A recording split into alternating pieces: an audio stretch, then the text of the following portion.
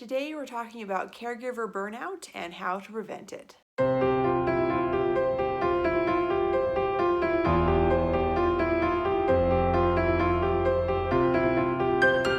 Hi, welcome back to the channel. Today I wanted to talk to you about caregiver burnout and how to prevent it. So this is specifically family caregiver burnout. So there's a little bit of a difference, with if you're a caregiver that goes into someone's home that you don't necessarily know. You go to work essentially and you take care of the person, and it can be a very stressful job, but usually you do get to go home. So the cases that I see a lot of concern and a lot of burnout also involves family caregiver, where it's a loved one that you have. It's someone that lives with you or you live with them, and there isn't a lot of room for escape or for any sort of change throughout your day. So caregiver burnout can be often is shown by distancing oneself from other loved ones, becoming somewhat irritable in some situations.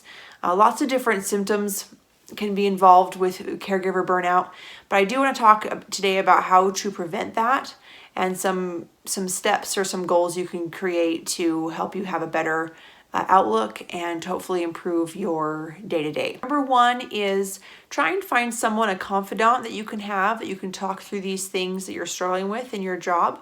Someone who you can trust and is loyal to you, someone who is positive.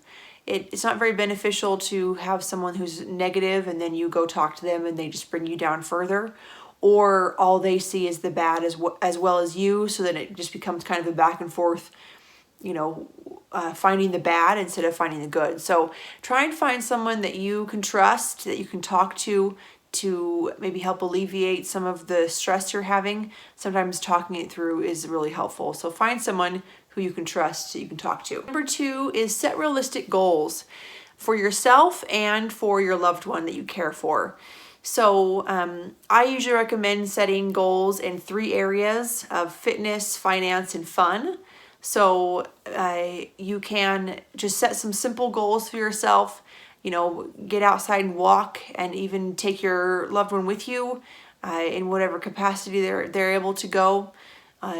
See if you can't work on saving as far as finances go to help for the long run. And try and have some fun as well. So this is something you can do with the person you care for or alone, kind of depending on what your situation is. But I would recommend setting some goals so that you can know that you are making progress in the things that you want to accomplish, and that you'll feel a lot better if you have a goal set. If you don't have a goal, then you're kind of just aimlessly wandering, and it really helps to be able to have an end point for certain goals. Number 3 is educate yourself. So this can involve educating yourself about the condition that the person you care for has, whether it's a disability or a disease. It can, just so that you know that you have all of the tools in your tool belt, that you know what is kind of normal, what isn't normal, so that you can have a better idea of how to care for the person. And it does give you a certain amount of know-how and a feeling of authority when you know more about the situation or the condition, to be able to advocate for them and to advocate for yourself. So definitely make sure that you have a clear idea and are getting educated on a regular basis, especially if there can be updates to the condition that you're dealing with. So make sure you get educated. Number 4, find a community or program that specializes in the disability or disease that you are working with, that can give some added help to you.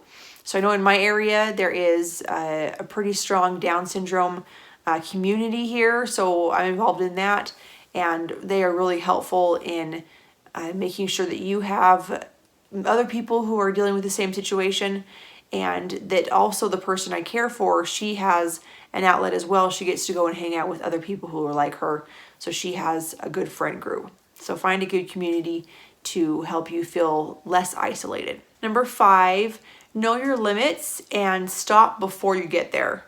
So sometimes this involves stepping back for a couple of minutes, taking a break. If you're getting agitated or upset about something, take a step back so that you don't end up taking it further than you would like to take it. And this may not always be possible if you're in a situation where you don't have a lot of relief from other family members, but do your best to have a few minutes to relax and to be able to step out of the situation. So I hope those things help. Obviously, there are lots of other things to do. If you have other things that you're doing to help relieve that burnout in any sort of situation, comment down below. I'd love to hear about them. And as always, thanks so much for watching. Don't forget to comment, share, like, and subscribe. Thanks so much. Bye.